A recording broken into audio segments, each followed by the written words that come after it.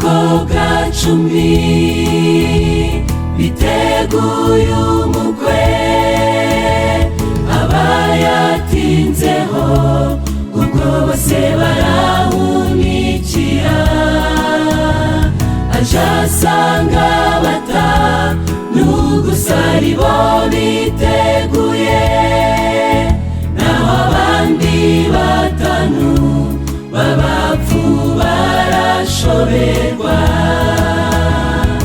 Araje umwami ntabwo agitinze,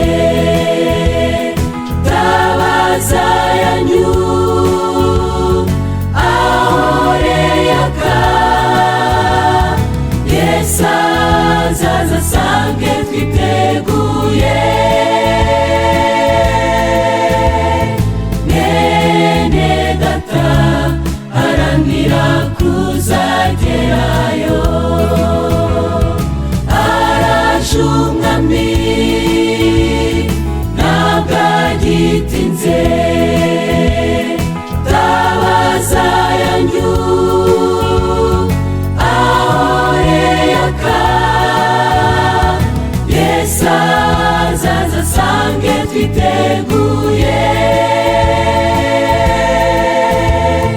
Mwene data haranira kuzagerayo.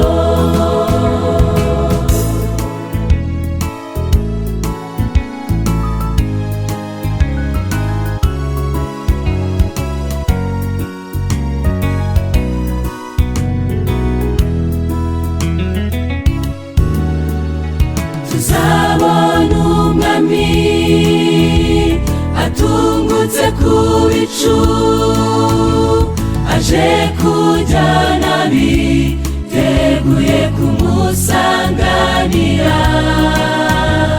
Abo nibo batsinze urugamba rw'isi, bazamurwe mu ijuru, babona ibyiza basezeraniwe.